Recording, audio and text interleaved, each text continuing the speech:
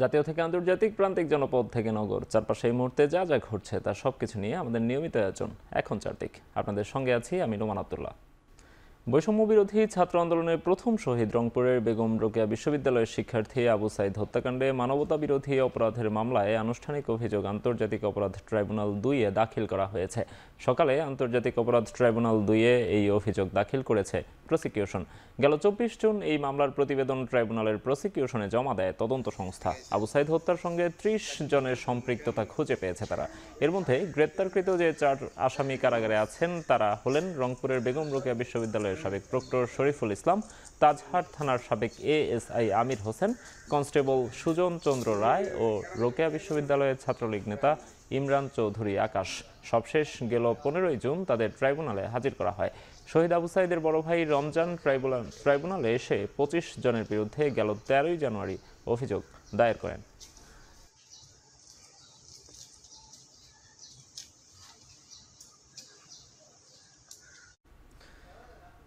বৈষম্য বিরোধী আন্দোলনে ধানমন্ডি থানার শিশু মোতালেব হত্যা মামলায় শাহে আলম মুরাদ ১ দিন এবং শেরে বাংলানগর থানার মামলায় সাবেক এমপি সাবিনা আক্তার তুহিনকে ২ দিনের রিমান্ড মঞ্জুর করেছেন আদালত।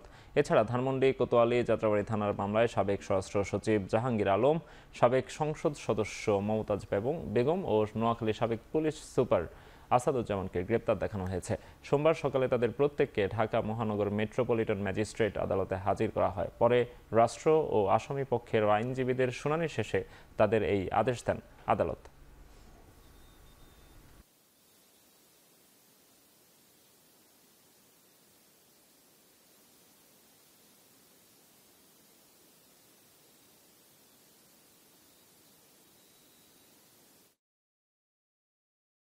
পরিকল্পনায় এবং বিভিন্ন মিছিল কিভাবে এগুলি করা হবে সে বিষয়ে এই সাবিনা আক্তার তুহিন জড়িত ছিল।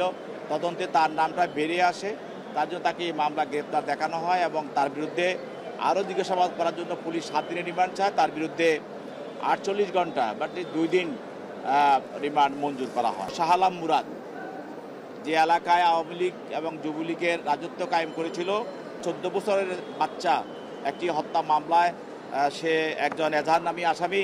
তার বিরুদ্ধে 5 দিন রিমান্ড প্রার্থনা করা হয়। বিজ্ঞ আদালত 24 ঘন্টা মানে 1 দিন রিমান্ড মঞ্জুর করেন। যশোরের বেনাপোল স্থলবন্দর থেকে যুক্ত হচ্ছেন সহকর্মী রিপন হোসেন। রিপন, আটকে পড়া পণ্যবাহী ট্রাক থেকে খালাস কার্যক্রম শুরু হয়েছে কিনা, পণ্যের ছাড়পত্র পেতে কোনো দুর্ভোগ পোহাতে হচ্ছে কিনা জানাবেন।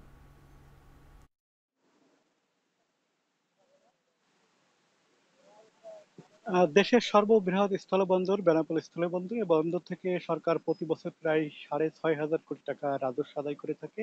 সেক্ষেত্রে যদি বন্দর একদিন বন্ধ থাকে সেক্ষেত্রে প্রায় ১৬.৫ কোটি টাকার বেশি রাজস্ব থেকে বঞ্চিত হয় সরকার। প্রতিদিন এই সংখ্যাটা বাড়তে থাকে যদি বন্দর বন্ধ থাকে। সেক্ষেত্রে গত ৩ দিন ২ দিন কর্মবিরতির যে শাটডাউন সেটি থাকার পর তার আগের দিন শুক্রবার ছিল। এই ৩ দিন পর পর কিন্তু বন্দরের কার্যক্রম বন্ধ, সেটি আবার চালু হতে শুরু করেছে। এখানে আমরা দেখছি যে সকাল থেকে যে আমদানি রপ্তানি কার্যক্রম আবার চালু হতে শুরু করেছে। দেখছি যে সকাল থেকে যে আমদানি রপ্তানি কার্যক্রম সেটি চলছে। আমরা সকালে কাস্টমসে অফিসগুলোতে গিয়েছিলাম, সেখানেও তার যে অফিসার তারা তাদের কার্যক্রম করছেন। অর্থাৎ যে কার্যক্রম রয়েছে বন্দর কেন্দ্রিক যে কার্যক্রম সেটি স্বাভাবিক হতে শুরু করছে। যদিও বন্দরের যে ইয়ার্ড রয়েছে, কার্গো ভেকোটাল টার্মিনাল রয়েছে, এই সমস্ত কারণে কিন্তু পণ্যজট দৃশ্যমান পণ্যজট কিন্তু আমরা দেখতে পাচ্ছি না। তবে এই কয়দিনের যে পণ্যগুলো এসছে এবং আসবে সেই পণ্যগুলো কিন্তু একটা জট রয়েছে। সব মিলে যারা ব্যবসায়ীরা রয়েছেন তারা কিন্তু বলছেন যে বন্দর কেন্দ্রিক প্রতিদিন যে ব্যবসা বাণিজ্য সেটি যদি না হয় তাহলে তারা ক্ষতিগ্রস্ত হয়। বিশেষ করে বন্দরের যে কার্যক্রম সেটি বন্ধ থাকলে যে আমদানি রপ্তানি কার্যক্রম বন্ধ থাকে, সেই আমদানি রপ্তানির যে পণ্যগুলো রয়েছে আনা নেওয়া করা হয়, সেই পণ্যগুলো কিন্তু প্রতিদিনই একটা বন্দরের যে ড্যামারেজ সেটি কিন্তু তাদের গুনতে হয়। বিশেষ করে গাড়ি ভাড়া রয়েছে, সবকিছু মিলে বন্দরের যে ব্যবসায়ীরা রয়েছেন, আমদানিকারক রয়েছেন, রপ্তানিকারক রয়েছেন, তারা সবচেয়ে বেশি ক্ষতিগ্রস্ত হয়। পাশাপাশি সরকারও কিন্তু রাজস্ব থেকে বঞ্চিত হয়। সব মিলে বন্দরের কার্যক্রম আস্তে আস্তে স্বাভাবিক হচ্ছে। এই ছিল এখান থেকে আমার কাছে সর্বশেষ অনুমান। এদিকে শাটডাউন কর্মসূচি প্রত্যাহারের পর কাজে ফিরেছেন বিভিন্ন স্থল বন্দরের কাস্টমস ও শুল্ক স্টেশন কর্মকর্তা কর্মচারীরা। এতে গতি ফিরেছে আমদানি রপ্তানি কার্যক্রমে। সোমবার সকাল থেকে কাস্টমস হাউজে আসেন কর্মকর্তা কর্মচারীরা। এতে শুল্কায়ন কার্যক্রম শুরু হলেও বন্দরে আটকে থাকা পণ্য খালাসে বেড়েছে ডেলিভারির চাপ। সেবাগ্রহীতারা বলছেন, বন্দর থেকে যথাসময়ে পণ্য খালাস করতে না পারায় আমদানিকারকদের বিপুল পরিমাণ পোর্ট ও শিপিং ডেমারেজ দিতে হবে। তাই কর্মঘণ্টা বাড়ানোর আহ্বান তাদের। সেই সঙ্গে আরোপিত 4 গুণ জরিমানা প্রত্যাহারের দাবি তাদের। কাস্টমস ক্লিয়ারেন্স না থাকায় অনেক রপ্তানি পণ্য যথাসময়ে শিপমেন্ট হয়নি। স্বাভাবিক গতি ফিরে পেয়েছে বেনাপোল বন্দরও। এছাড়া দুদিন আটকে থাকার পর দুপুরে পঞ্চগড়ের বাংলাবান্ধা স্থলবন্দর থেকে ভুটানে ফিরেছে পাথর বহনকারী 151টি ট্রাক।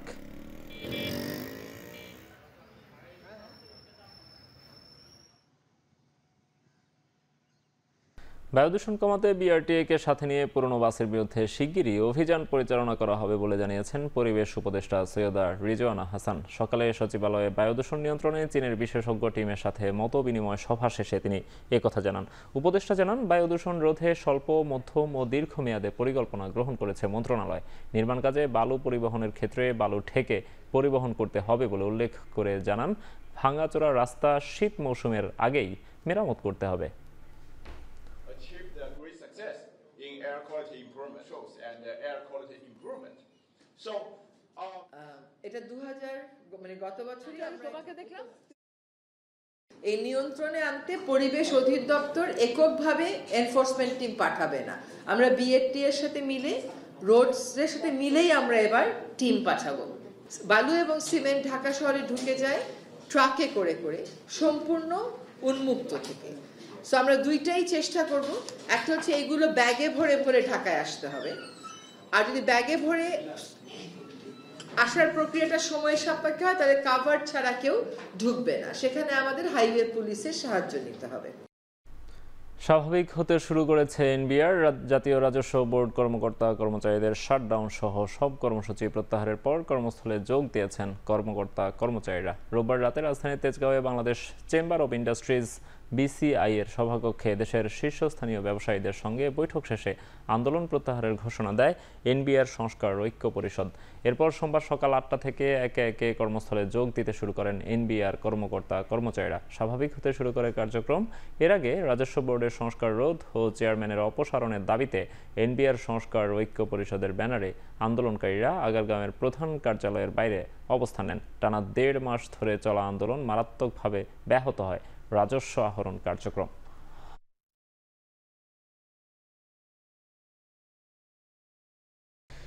আবু সাঈদ হত্যা মামলার আনুষ্ঠানিক অভিযোগ আমলে নিয়ে বিচার শুরু হয়েছে আন্তর্জাতিক অপরাধ ট্রাইব্যুনাল 2-এ। এই বিষয়ে আরও জানাতে সেখান থেকে যোগ দিচ্ছেন সহকর্মী জাহিদ হাসান। জাহিদ, কতজনের বিরুদ্ধে গ্রেপ্তারি পরোয়ানা জারি হলো? মামলার বিস্তারিত জানাবেন। রংপুর বেগম রোকেয়া বিশ্ববিদ্যালয়ের শিক্ষার্থী আবু সাঈদ হত্যা মামলায় 30 জনের বিরুদ্ধে অভিযোগপত্র দেওয়া হয়েছে। 109 পৃষ্ঠার অভিযোগপত্র দেওয়া হয়েছে আন্তর্জাতিক অপরাধ ট্রাইব্যুনাল 2-এ।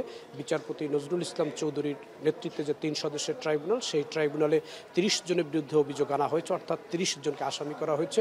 তার মধ্যে 4 জন গ্রেপ্তার রয়েছেন এবং এর মধ্যে একজন সহকারী প্রক্টরও রয়েছেন, রংপুর বিশ্ববিদ্যালয়ের তৎকালীন যিনি সহকারী প্রক্টর দায়িত্ব পালন করছিলেন। এছাড়া পুলিশের 3 জন কর্মকর্তা রয়েছেন। এছাড়া বাকি যে 24 আসামি সেই পলাতক রয়েছেন। তৎকালীন যে বেগম রোকেয়া বিশ্ববিদ্যালয়ের উপাচার্য ছিলেন হাসিবুর রহমান বাচ্চু, তাকে প্রধান আসামি করা হয়েছে আবু সাঈদ হত্যা মামলার ঘটনায়। তিনি জুলাইয়ের আন্দোলনের প্রথম শহীদ এবং এই তৎকালীন বিসি সহ 24 জন পলাতক রয়েছেন। সেই 24 জন পলাতকের বিরুদ্ধে গ্রেফতারি পরোয়ানার আবেদন করা হয়েছে এবং সেটির উপরে শুনানি হয়েছে। এছাড়া যে 4 জন গ্রেপ্তার রয়েছেন তাদেরকে এই মামলায় গ্রেপ্তার দেখানোর একটি আবেদন করা হয়েছে, সেটিও আমলে নেওয়া হয়েছে। সবকিছু মিলে এখন আদালতের কার্যক্রম চলছে যে আবু সাঈদকে যে হত্যা করা হয়েছে এবং আবু সাঈদের ওপরে যে পুলিশের গুলিবর্ষণ করা হয়েছিল তার যে গণমাধ্যমের যে সংবাদের ফুটেজগুলো রয়েছে, যে তথ্য প্রমাণগুলো রয়েছে, সেগুলো আদালতের সামনে উপস্থাপন করা হয়েছে। 109 পৃষ্ঠার যে অভিযোগপত্র আদালতের সামনে দেওয়া হয়েছে সেটির সংক্ষিপ্ত কিছু গুরুত্বপূর্ণ অংশ আদালতের সামনে উপস্থাপন করেছেন প্রধান যিনি এই রাষ্ট্রপক্ষের আইনজীবী রয়েছেন, চিফ প্রসিকিউটর তাজুল ইসলাম। তিনি শেখ হাসিনা সরকারের 15 বছরের বিভিন্ন যে অপকর্ম, দুঃশাসন এবং বিভিন্ন যে হত্যাযজ্ঞ সেগুলো তুলে ধরেছেন। জুলাই আগস্টের আন্দোলনে সরকারের পক্ষ থেকে যে শিক্ষার্থীদের আন্দোলন দমন করার যে নির্দেশনাগুলো দেওয়া হয়েছিল আইনশৃঙ্খলা বাহিনীকে, সে বিষয়গুলো তিনি তুলে ধরেছেন। একই একই সঙ্গে বাংলাদেশ স্বাধীনতার পরপর আওয়ামী লীগের 3 বছরের যে শাসন 72 থেকে 75 সেই বিষয়গুলো তিনি তুলে ধরেছেন এবং আওয়ামী লীগের যে এবার যেই 2009 থেকে 2024 সাল পর্যন্ত যে আওয়ামী লীগের শাসনামল সেখানে যেই ঘটনাগুলো ঘটেছে সেই বিষয়গুলো তুলে ধরেছেন এবং এখানে যে নির্বাচনের যে ত্রুটিপূর্ণ নির্বাচনী ব্যবস্থা এবং একতরফা যে নির্বাচন যেই বিষয়গুলো তিনি ট্রাইব্যুনালের সামনে তুলে ধরেছেন। একই সঙ্গে স্বরাষ্ট্রমন্ত্রী তৎকালীন যিনি ছিলেন আসাদুজ্জামান খান কামাল, তৎকালীন যে আইজিপি ছিলেন চৌধুরী আব্দুল্লাহ আল মামুন, তৎকালীন আইনমন্ত্রী আনিসুল হক এবং আওয়ামী লীগের সাধারণ সম্পাদক সড়ক সেতু মন্ত্রী ওবায়দুল কাদের সহ তৎকালীন যারা এখানে পুলিশের দায়িত্বে ছিলেন এবং ডিএমপির কমিশনার ছিলেন, এদের সাথে শেখ হাসিনার এই শিক্ষার্থীদের আন্দোলন দমন করার যেই বিষয়গুলো ছিল, যে বৈঠকগুলো ছিল, নির্দেশনাগুলো ছিল, সে বিষয়গুলো এই মামলায় তুলে ধরা হয়েছে। একই সঙ্গে তিনি সংবাদ সম্মেলনে আন্দোলন উস্কানি দেওয়ার মতো বক্তব্য দিয়েছেন, সেই বিষয়গুলো তিনি তুলে ধরেছেন। তাজুল ইসলাম সব কিছু মিলিয়ে এই যে আবু সাঈদ হত্যা মামলার যে প্রেক্ষাপট সেটি তুলে ধরেছেন এবং তার যেই ময়নাতদন্ত প্রতিবেদন সেটি 2-3 বার পরিবর্তন করা হয়েছে এবং এই তার ময়নাতদন্তের প্রতিবেদন এবং আবু সাঈদ কীভাবে মারা গেলেন সেই মেডিকেল রিপোর্ট পরিবর্তনের জন্য কারা বল প্রয়োগ করেছিলেন, কারা চাপ দিয়েছিলেন এবং কারা এটি পরিবর্তনের জন্য সহায়তা করেছেন সেই বিষয়গুলো উঠে এসেছে এবং তৎকালীন এই রংপুর মেডিকেলের যে সাচিপের যে চিকিৎসক যারা আবু সাঈদের এই হত্যা যেই প্রতিবেদন সেই প্রতিবেদন বদলে ফেলার জন্য কাজ করেছেন তাদের বিরুদ্ধে অভিযোগ আনা হয়েছে। সব কিছু মিলে 30 জন আসামির বিরুদ্ধে অভিযোগ আনা হয়েছে, যার মধ্যে 24 জন পলাতক রয়েছেন, 6 জন গ্রেফতার রয়েছেন। এই বিষয়গুলো নিয়ে আমরা পরবর্তীতে যখন নতুন কোনো তারিখ ধার্য হবে এবং রাষ্ট্রপক্ষ থেকে যখন ব্রিফিং করবেন আনুষ্ঠানিকভাবে তখন আমরা আরও বিস্তারিতভাবে জানাতে পারবো। নোমান, আবু সাঈদ হত্যা মামলার আনুষ্ঠানিক বিচার কার্যক্রম নিয়ে জানাচ্ছিলেন সহকর্মী জাহিদ হাসান। কয়েক দফা পেছানোর পর জাহাঙ্গীরনগর বিশ্ববিদ্যালয় কেন্দ্রীয় শিক্ষার্থী সংসদ নির্বাচনের তফসিল স্থগিত করেছে নির্বাচন কমিশন। রোববার রাত 9টার দিকে বিশ্ববিদ্যালয়ের ফেসবুক পেজে প্রকাশিত এক বিজ্ঞপ্তিতে এই তথ্য জানায় কর্তৃপক্ষ।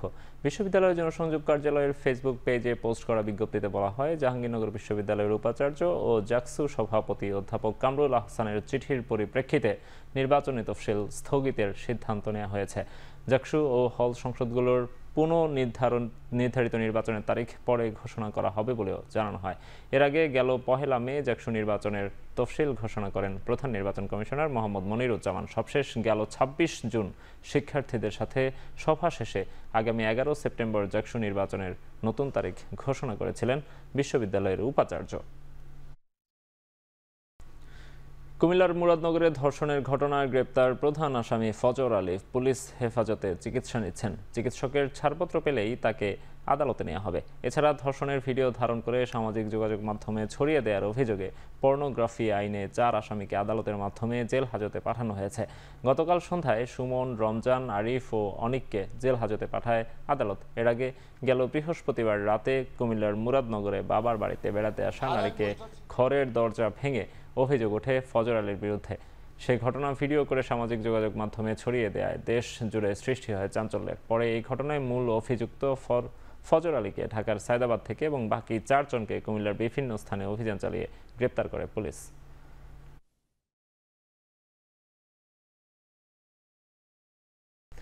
যুদ্ধবিরতি কার্যকর করে জিম্মিদের ফিরিয়ে আনতে মার্কিন প্রেসিডেন্ট ডোনাল্ড ট্রাম্পের আহ্বান উপেক্ষা করে গাজায় আগ্রাসনের মাত্রা বাড়িয়েছে ইসরায়েলি বাহিনী। গাজার উত্তরাঞ্চল থেকে বাসিন্দাদের জোরপূর্বক সরিয়ে দেওয়ার নির্দেশ দিয়ে অবরুদ্ধ ভূখণ্ডে কমপক্ষে 50টি বিমান হামলা চালিয়েছে নেতানিয়াহু বাহিনী।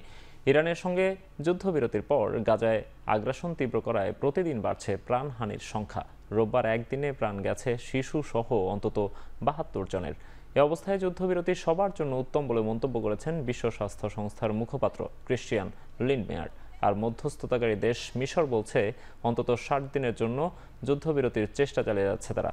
অন্যদিকে ফিলিস্তিনি ফুটবল অ্যাসোসিয়েশন জানিয়েছে 2023 সালের 7 অক্টোবর থেকে ইসরায়েলি আগ্রাসনে 785 জন ক্রীড়াবিদ ও ক্রীড়া কর্মকর্তা নিহত হয়েছেন।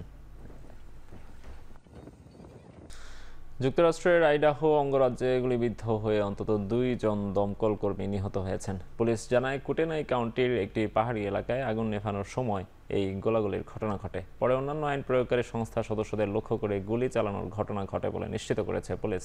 এ সময় দুপক্ষের মধ্যে বেশ কয়েক দফা গুলি বিনিময়ের খবর পাওয়া গেছে। পরে সোয়াট টিম অভিযানে নেমে এক বন্দুকধারীর মৃতদেহ খুঁজে পেয়েছে বলে জানায় স্থানীয় শেরিফ পুলিশ। এই ঘটনার পর ওই এলাকা এড়িয়ে চলার নির্দেশনা দেওয়া হলেও পরে তা প্রত্যাহার করা হয়। নিহত দমকল কর্মীদের পরিবারের প্রতি গভীর শোক ও সমবেদনা জানিয়েছেন গভর্নর ব্র্যাড লিটল। শেষ করছি এখন চারদিক। এখন টেলিভিশন ওয়েবসাইটে দেখতে ভিজিট করুন www.ekhon.tv। এছাড়া ফেসবুকে দেখুন facebook.com/tv.ekhon, ইউটিউবে এখন টেলিভিশন দেখুন youtube.com/tv/ekhon।